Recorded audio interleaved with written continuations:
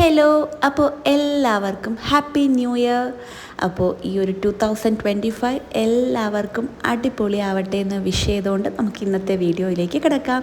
അപ്പോൾ ഇന്നത്തെ വീഡിയോ എന്ന് പറഞ്ഞാൽ എൻ്റെ 2024 റീക്യാപ്പാണ് കേട്ടോ.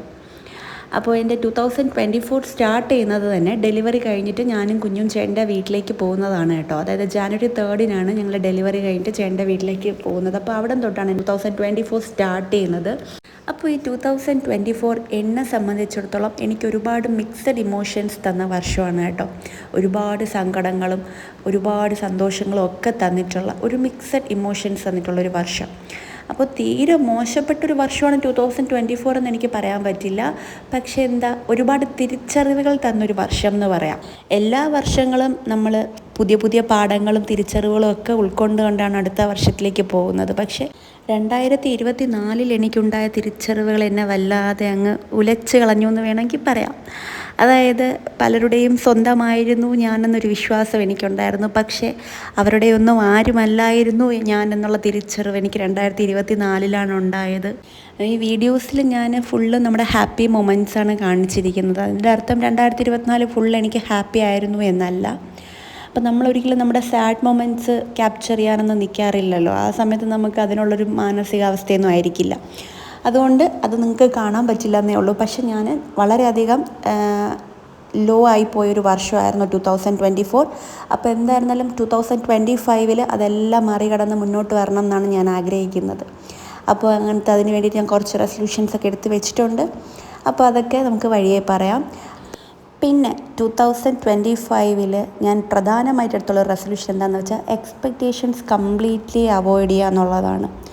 അതായത് എൻ്റെ ഒരു നേച്ചർ എന്താണെന്ന് വെച്ചാൽ എക്സ്പെക്റ്റ് ചെയ്യും. നമ്മൾ പൊതുവേ കേൾക്കാനുള്ളൂ എക്സ്പെക്റ്റേഷനാണ് നമുക്ക് വിഷമങ്ങൾക്ക് കാരണമാകുന്നതെന്നൊക്കെ.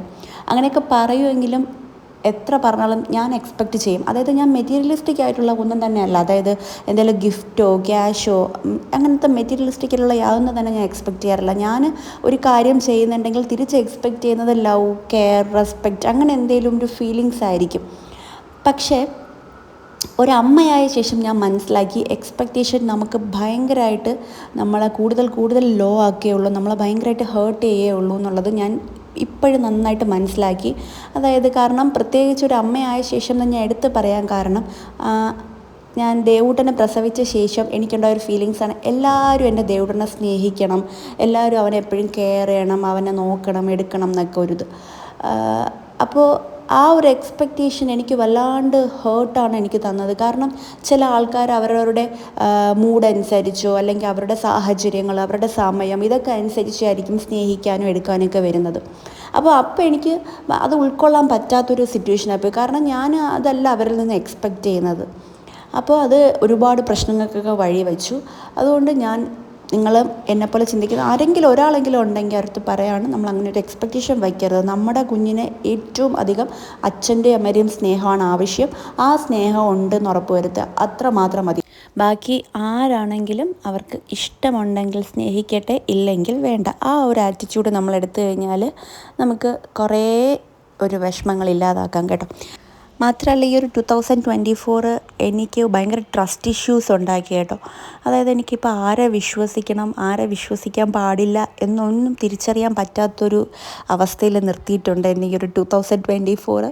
പലരും സിറ്റുവേഷൻസ് അടിസ്ഥാനത്തിലാണ് നമ്മളോട് ബിഹേവ് ചെയ്യുന്നത്. എന്തെങ്കിലും ആവശ്യമുണ്ടെന്നുണ്ടെങ്കിൽ മിണ്ടുക, ആവശ്യമില്ല എന്നുണ്ടെങ്കിൽ മിണ്ടാതിരിക്കുക.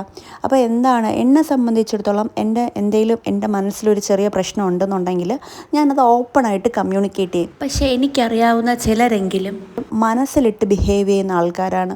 മനസ്സിൽ വെച്ച് ബിഹേവ് ചെയ്യുക എന്നുള്ളത് എനിക്ക് തീരെ ഉൾക്കൊള്ളാൻ പറ്റാത്തൊരു കാര്യമാണ്. എന്തെങ്കിലും ഉണ്ടെങ്കിൽ മുഖത്ത് നോക്കി പറയുക. ചിലപ്പോൾ അപ്പോൾ അതിൻ്റെ പേരിൽ സംസാരം ഉണ്ടായേക്കാം, വഴക്കുണ്ടായേക്കാം, പക്ഷെ അത് അവിടെ കഴിയും. പക്ഷേ ഈ മനസ്സിലിട്ട് നീറ്റുന്നതാണ് തീരെ നമുക്ക് വലിയ പ്രശ്നങ്ങളിലേക്കൊക്കെ പോകുന്നത്. അപ്പോൾ പലരും മനസ്സിലിട്ട് പുറത്ത് വേറെ രീതിയിൽ കാണിക്കുന്ന ആൾക്കാരാണ്. പക്ഷെ ഞാൻ ആ ഒരു കാറ്റഗറിയിലല്ലാത്തത് കൊണ്ട് തന്നെ നമ്മൾ ചിലപ്പോൾ ചിലരുടെ മുമ്പിൽ പ്രശ്നക്കാരായേക്കാം, വഴക്കാളിയായേക്കാം, അഹങ്കാരി ആയേക്കാം. But it doesn't matter. അപ്പോൾ എൻ്റെ ഒരു ക്യാരക്ടർ അതാണ്. എന്തെങ്കിലും ഉണ്ടെന്നുണ്ടെങ്കിൽ തുറന്ന് പറയുക എന്നുള്ളത്. അപ്പോൾ അതിന് ശേഷം എന്തെങ്കിലും പ്രശ്നം ഉണ്ടാവുമോ എന്ന് ആലോചിച്ച് മനസ്സിലിട്ട് വയ്ക്കുക എന്നുള്ളത് എൻ്റെ സ്വഭാവം അല്ലാത്തത് കൊണ്ട് തന്നെ എനിക്ക് ആ ഒരു സ്വഭാവം ഇനിയും മാറ്റാൻ താല്പര്യമില്ല. അതുകൊണ്ട് 2025-ലും ഞാൻ അങ്ങനെ തന്നെയായിരിക്കും. കാരണം ആ ഒരു സ്വഭാവം മാറ്റിക്കഴിഞ്ഞാൽ ഞാനല്ലാതെ ആയിപ്പോവും. എൻ്റെ ഐഡൻറ്റിറ്റി മാറ്റിയിട്ട് എനിക്ക് പ്രശ്നങ്ങളില്ലാതാക്കി സമാധാനത്തോടെ ജീവിക്കണം എന്നൊരു താല്പര്യമില്ല. പലരും മനസ്സിൽ പലതും ഒതുക്കി വെച്ച് പുറത്ത് ചിരിച്ചും അഭിനയിച്ചും ഒക്കെ ജീവിച്ച് തീർക്കുന്നു. പക്ഷേ അതിലെന്ത് സമാധാനമാണ് കിട്ടുന്നതെന്ന് എനിക്കറിയില്ല. പക്ഷേ എന്നെ സംബന്ധിച്ച് എന്തെങ്കിലും ഒരു കാര്യം മനസ്സിൽ കിടന്നു കഴിഞ്ഞാൽ എനിക്ക് ഒരു സമാധാനവും കിട്ടില്ല. അത് സംസാരിച്ച് അത് ക്ലാരിഫൈ ചെയ്ത് ഓക്കെ ആക്കി കഴിഞ്ഞാൽ മാത്രമേ എനിക്ക് സമാധാനം കിട്ടുള്ളൂ. ആ ഒരു ക്യാരക്ടർ ഞാൻ മാറ്റാനും ഉദ്ദേശിക്കുന്നില്ല. അപ്പോൾ നമ്മൾ 2024-ലുണ്ടായ കുറച്ച് സാഡ് മൊമെൻറ്റ്സൊക്കെ ഷെയർ ചെയ്തു. അപ്പോൾ ഇനി നമുക്ക് 2024-ലുണ്ടായ കുറച്ച് ഹാപ്പി മൊമെൻറ്റ്സ് കൂടെ പറയാം.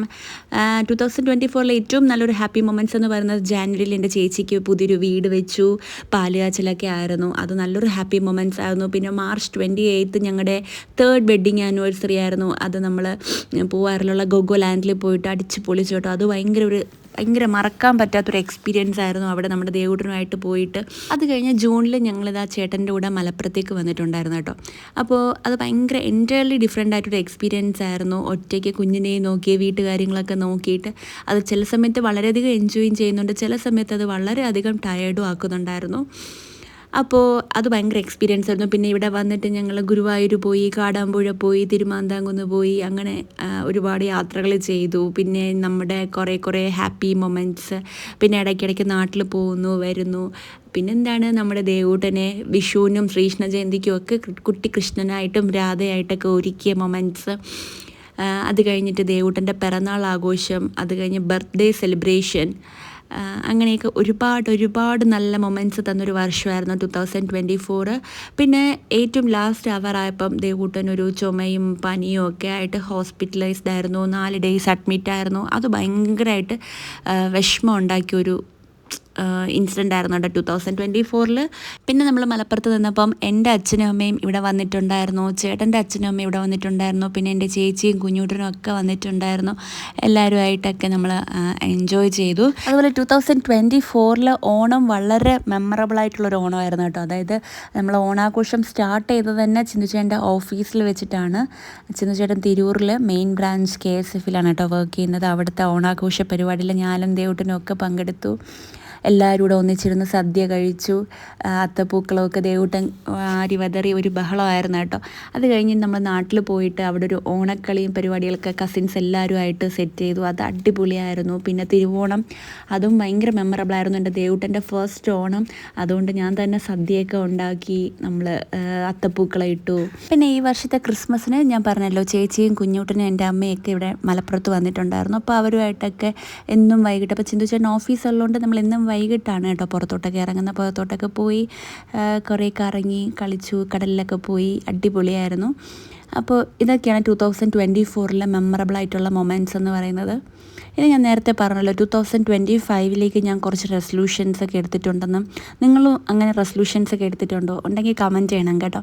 അപ്പം ഞാനെടുത്ത റെസൊല്യൂഷൻസ് എന്തൊക്കെയാണെന്ന് വെച്ച് കഴിഞ്ഞാൽ, ഒന്ന്, നേരത്തെ പറഞ്ഞ പോലെ തന്നെ എക്സ്പെക്റ്റേഷൻസ് കംപ്ലീറ്റ്ലി അവോയ്ഡ് ചെയ്യുക. നമ്മളെ എല്ലാവരും സ്നേഹിക്കണം, നമ്മളെല്ലാവരും റെസ്പെക്റ്റ് ചെയ്യണം, നമ്മളെല്ലാവരും കെയർ ചെയ്യണം, ഇത്തരത്തിലുള്ള എക്സ്പെക്റ്റേഷൻസ് നമ്മളെല്ലാവരും അംഗീകരിക്കണം എന്നൊക്കെ ഉള്ള ആ ഒരു എക്സ്പെക്റ്റേഷൻസ് കംപ്ലീറ്റ്ലി അവോയ്ഡ് ചെയ്യുക. നമ്മൾ ഹാപ്പി ആയിട്ടിരിക്കുക എന്ന് പറയുന്നത് നമ്മുടെ മാത്രം ആവശ്യമാണ്, മറ്റൊരാളുടെ ആവശ്യമില്ല. എല്ലാവർക്കും അവരവരുടെ ഹാപ്പിയാണ് വലുത്. അതുകൊണ്ട് തന്നെ നമ്മുടെ ഹാപ്പിനെസ് നമ്മൾ തന്നെ കണ്ടെത്തുക. ഇങ്ങനെ അനാവശ്യമായിട്ട് മറ്റുള്ളവരുടെ കയ്യിൽ നിന്നും എന്തെങ്കിലും ഒരു ഫീലിങ്സ് എക്സ്പെക്റ്റ് ചെയ്ത് അത് കിട്ടാതെ വിഷമിച്ച് വെറുതെ ദിവസങ്ങൾ കളഞ്ഞിട്ടൊരു കാര്യമില്ല. നമ്മുടെ ഓരോ ഡേയ്സും വളരെ പ്രൊഡക്റ്റീവ് ആക്കുക, ഹാപ്പി ആയിട്ടിരിക്കുക എന്നുള്ളത് മാത്രമേ ഉള്ളൂ. അപ്പോൾ ഈ ഒരു 2024 ഞാൻ നശിപ്പിച്ച് കളഞ്ഞു. ഇങ്ങനെ മറ്റൊരാളുടെ ഫീലിങ്സ് എക്സ്പെക്റ്റ് ചെയ്ത് അത് കിട്ടാതെ വന്ന്, അതിപ്പം ഫീലിങ്സ് എന്ന് പറഞ്ഞാൽ എന്തും ആവാം, ഫ്രണ്ട്ഷിപ്പ് ആവാം, കെയർ ആവാം, റെസ്പെക്റ്റ് ആവാം, എന്തോ ആവട്ടെ. അത്തരത്തിലുള്ള ഒരു ഫീലിങ്സ് കിട്ടാതെ വന്ന് വിഷമിച്ച് തകർന്ന് തരിപ്പണമായി ഇരിക്കാതെ നമ്മൾ മുൻപോട്ട് പോവുക. നമ്മുടെ ഹാപ്പിനെസ് നമ്മൾ തന്നെ കണ്ടെത്തുക. ആരും കൊണ്ട് തരില്ല എന്നുള്ളൊരു തിരിച്ചറിവ് എനിക്കുണ്ടായി, നിങ്ങൾക്കും അതുണ്ടാവണം. അപ്പോൾ ഞാൻ 2024-ൽ പഠിച്ച പാഠങ്ങൾ നല്ലത് മാത്രം ഉൾക്കൊണ്ട് മുമ്പോട്ട് കൊണ്ടുപോവാണ്.